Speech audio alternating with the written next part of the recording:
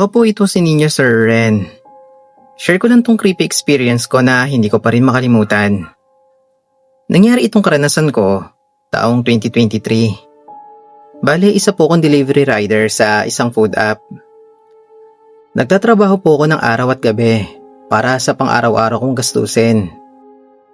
Meron po akong isang regular na customer noon na nakatira sa isang apartment na malapit sa Fairview. Halos isang taon na po ako nagde-deliver sa lugar na yon, kaya alam ko na po yung madalas niyang in-order. Isang gabi, mga bandang 11:00, pumasok po ulit ang order niya. Kaya inaccept ko po agad at nagbiyahe papunta sa unit niya. Habang nasa daan ako, napansin ko na paubos ng gasolina ng motor ko. Kaya nagpagas muna ako sa malapit. Ako kasi yung tipo na ayaw ma-stranded sa kalagitnaan ng biyahe. Kaya pagkatapos ko magpakarga, ay dumiretso na ako sa pupuntahan ko. Pagkarating ko roon, umakyat po agad ako sa unit niya. Nasa harap na po ko ng pinto noon at kumatok ako. Pagkatok ko, wala pong sumasagot. Kaya naisip ko na lang na mag-text. Sabi ko po nun sa text na, "Boss, nandito na po yung order nyo." Naghintay po ako ng 5 minuto. Hanggang sa umabot po ng 15 minutes yon. Pero wala pa rin pong lumalabas sa may pinto. At hindi pa rin po siya nagre-reply nun. Doon na po ako nagsimulang mainis, kaya tinawagan ko na po siya. Pero hindi po siya sumagot sa tawag ko. Mga ilang segundo ang lumipas, napatingin po ako sa screen ng phone ko at nabasa ko yung notif na kinancel yung order. Napamura po ako sa inis ko noon. Dahil wala rin naman ako magagawa, buwaba na lang po ako ng hagdan. Habang pababa ako, may nakasalubong akong lalaki na paakyat. Pagtingin ko sa kanya, siya po yung umorder. Pero napansin ko na kakaiba po yung itsura niya. Kasi, duguan po siya. Merong dugo ang mga damit niya. Pati sa muka at leeg niya, meron din. Parang kagagaling niya lang sa aksidente nun. At ang mas lalong nakadagdag sa kaba ko ay yung ekspresyon ng mukha niya. Nakatitig lang siya sa akin na animoy wala siyang buhay. Matapos noon, ay tahimik lang siyang naglakad paakyat. Pero hinayaan ko na lang siya ng Sir Ren kasi naalala ko yung pag-cancel niya ng order. Kaya nagpatuloy na lang po ako sa paglalakad palabas noon. Tapos sabi ko sa sarili ko, parang tanga naman nun. Duguan na nga umu-order pa. Nung makalabas ako ng apartment, napansin ko na may nagkakagulo sa kalsada. Marami pong taong nagkukumpulan sa labas. Merong mga traffic enforcer. Meron ding mga nakahintong sasakyan. Dahil sa pagiging osesero ko, lumapit ako para makita kung anong nangyari. Bali may aksidente pala. May nakita akong nakahandusay sa gitna ng kalsada. Paglapit ko, para pong binuhusan ako ng malamig na tubig. Hindi po ako makapaniwala sa nakita ko. Kasi yung lalaking nakahandusay sa kalsada, siya yung customer ko. Na nakasalubong ko lang kanina sa hagdan. Kamukhang kamukha niya po yun. Pareho ng suot na damit. Pareho rin ng pangangatawan. Doon na po ako hindi nagduda na siya talaga yun. Narinig ko rin po yung usapan ng mga tao sa paligid na nasagasaan raw yun ng truck. Ilang minuto pa lang daw ang nakakalipas mula nang mangyari ang aksidente. Doon na po nagsimulang magtayuan ng mga balahibo ko. Kasi paulit-ulit na tumatakbo sa isip ko na kung patay na siya, sino yung nakasalubong ko kanina? Umuwi na lang po ako natulala noong gabing yon na maraming katanungan sa isip ko. At halos hindi po ako makatulog buong gabi. Kasi sa tuwing ipipikit ko ang mga mata ko, bumabalik po sa isip ko yung itsura niya. Yung dugo ang mukha niya, yung pagtitig niya sa akin na wala ng buhay. Matapos po ng pangyayaring yon, ay laging iba na po ang pakiramdam ko sa tuwing magde-deliver ako sa mga apartment. Lalo na kapag gabi. Lumipas po ang maraming taon, Sir Ren, ay hindi pa rin po nawawala sa alaala ko ang gabing yon. Hindi ko man po lubos na maipaliwanag ang nangyari, pero alam ko sa sarili ko na totoo yung nakita ko.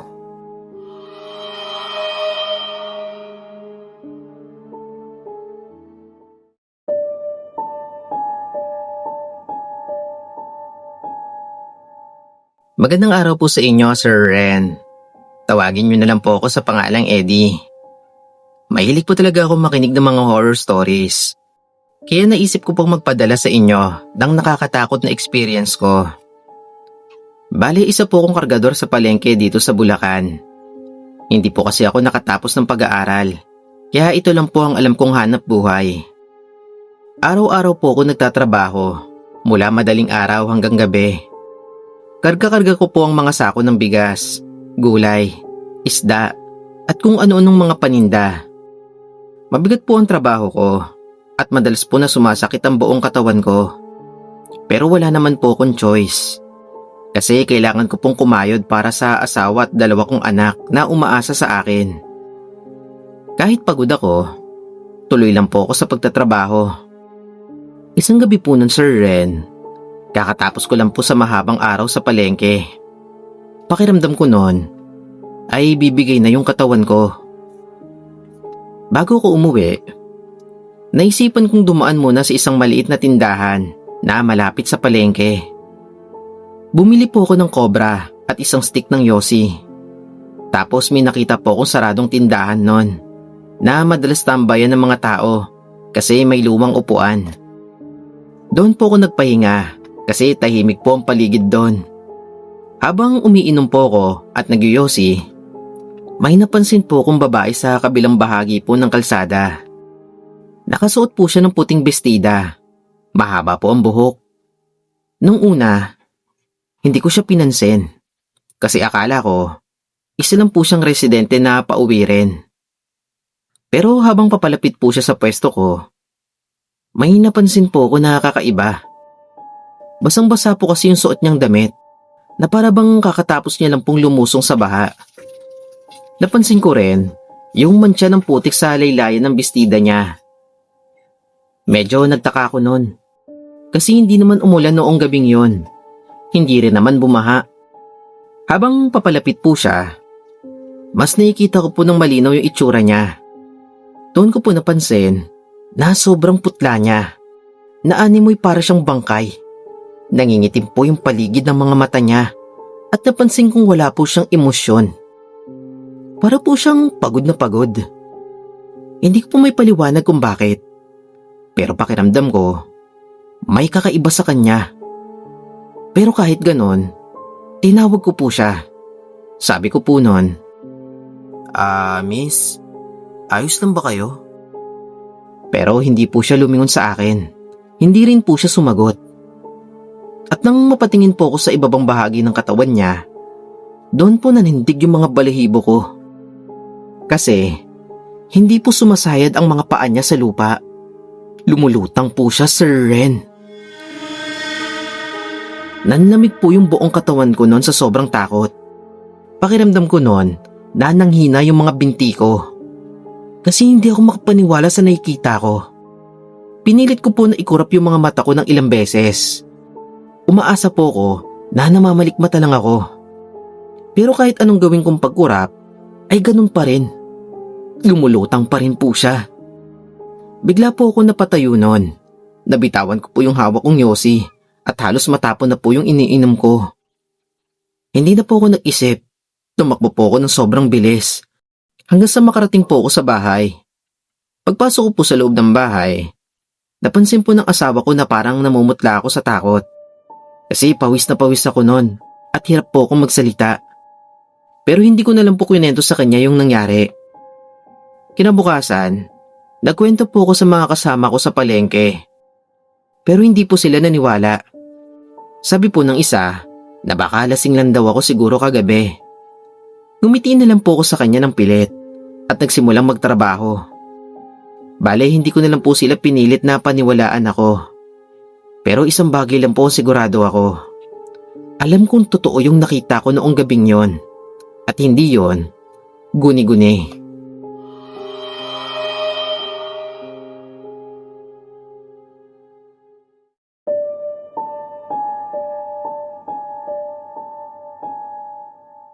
Isang mapagpalang araw po sa inyo, Sir Ren.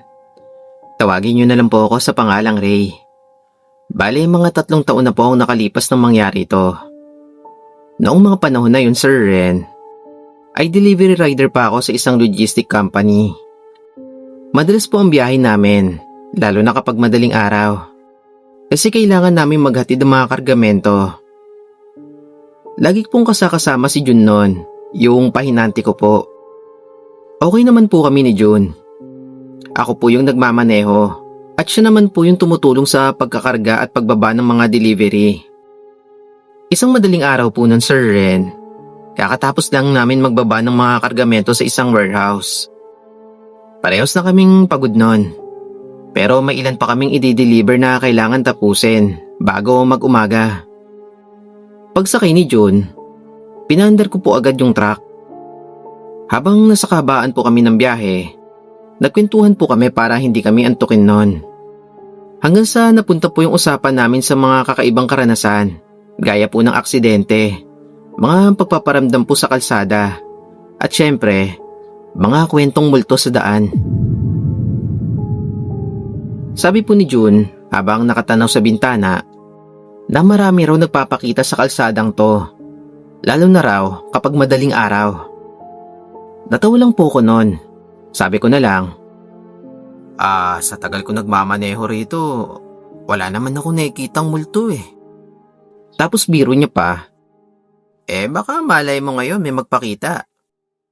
Natahimik lang po ko noon, kasi hindi talaga po ako naniniwala sa mga ganong kwento. Habang lumalalim po yung biyahe, napansin ko na inaantok si Jun. Sabi ko po sa kanya na huwag siyang matulog. Tumawa lang po siya at umayos ng upo. Habang patuloy po kami sa biyahe, maya-maya, may napansin po kong babae sa gilid ng kalsada. Nakasuot po siya ng puting blouse at nakamahabang paldang itim. Mahaba rin po ang buhok niya. Mabagal din po ang lakad niya habang nakayuko nun. Naisip ko nun, Sir Ren, na normal lang naman na makakita ng taong naglalakad sa gabi. Nilampasan ko po siya at nagpatuloy kami sa biyahe.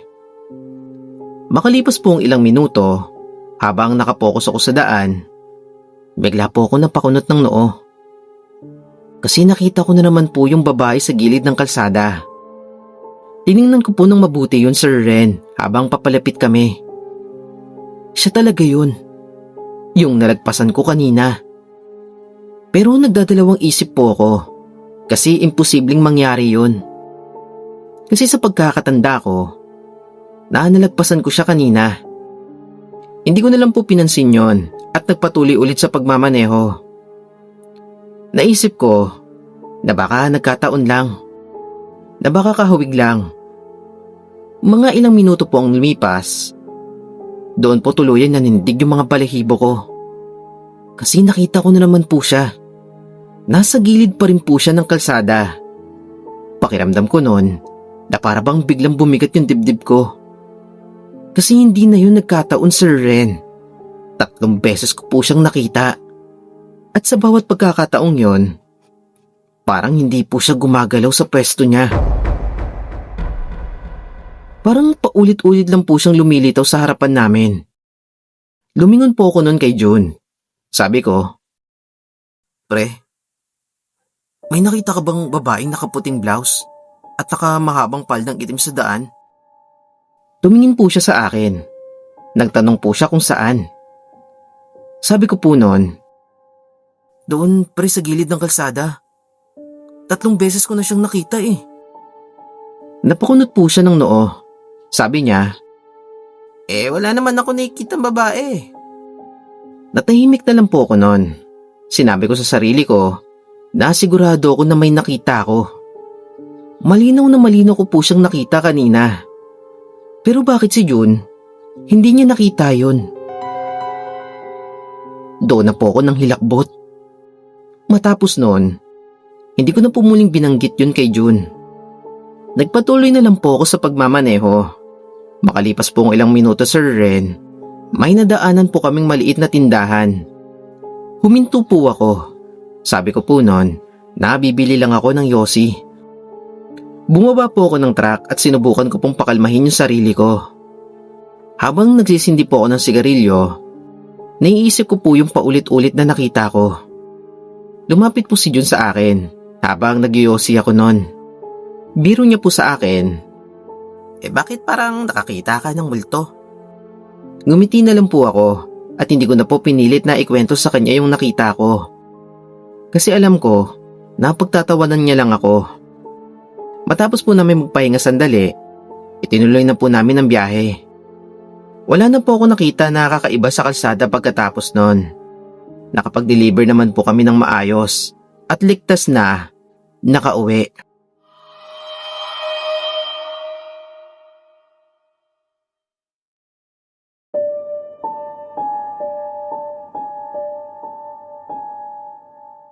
Magandang araw po mga kalihim. Tawagin niyo na lang po ako sa pangalang Lynn. Mahigit 10 taon na akong tindera sa palengke dito sa probinsya. Tuwing madaling araw ay nasa pwesto na ako para magbukas ng tindahan. Karaniwang binibenta ko ay gulay, isda at iba pang pang-araw-araw na kailangan ng mga tao. Hindi po madali ang buhay sa palengke. Kasi mula umaga hanggang gabi ay buong araw kang nakatayo at nakikipagtawaran sa mga suki mo na halos wala ka ng pahinga. Pero kahit ganon, sanay na ako. Bali po sa gitna ng palengke, may isang malaking puno na matagal nang nakatayo roon. Bata pa lang ako, ay naroon na yon. Matandang puno po yon na may makapalang katawan, baluktot ng mga sanga, at halos natatakpan ng lumot ang ilang bahagi nun. Halos araw-araw, maraming dumaraan doon. Pero yung iba sa amin, ay iba ang kutob sa punong yon. Hindi ko may paliwanag kung bakit, Sir Ren. Pero pakiramdam ko, sa tuwing daraan ako roon, parang ang bigat po ng paligid. Isang gabi, kakatapos ko lang magsara ng tindahan. Pagod na pagod ako noon. Kasi maghapon ako nakatayo at gusto ko na lang makauwi agad. Karaniwan kasi, sinusundo ako ng asawa ko. Pero nang gabing yon, may inaasikaso siya, kaya mag-isa akong umuwi. Para mabilis ako makauwi, ay dumaan ako sa gitna ng palengke. Tahimik na ang paligid nun. Karaniwan sa mga tindahan, sarado na. Nung pagdaan ko ron, kakaunti na lang ang tao. Habang papalapit ako sa puno, bigla ako napatingin sa taas. May napansin kasi akong kakaiba na parang may maitim na nilalang na nakaupo doon sa sanga. Noong una, akala ko anino lang sa puno doon sa sanga. Pero tinitigan kong mabuti yon. Mas lalo kong napansin na iba yon. Para kasing may nakaupo roon, Sir Ren. Hindi rin ako sure nun. Kasi masyadong madilim ng oras na yon. Pero parang hugis ng tao. Pero parang hindi rin. Pero nang tinitigan kong mabuti, bigla akong kinabahan. Pakiramdam ko kasi na parang may matang nakatingin sa akin mula roon sa dilim. Nag-decide na lang po ako na maglakad palayo nun kasi nagtatayuan na po yung mga balahibo ko sa takot. Pero habang papalayo ako, Sir Ren, pakiramdam ko nun na parang may sumusunod po ng tingin sa akin. Nung pagdating ko na po sa bahay, hindi ko na po masyadong inisip yon. Matapos po nun, Sir Ren, nakalimutan ko na po yon. Lumipas po ang maraming taon, Sir Ren.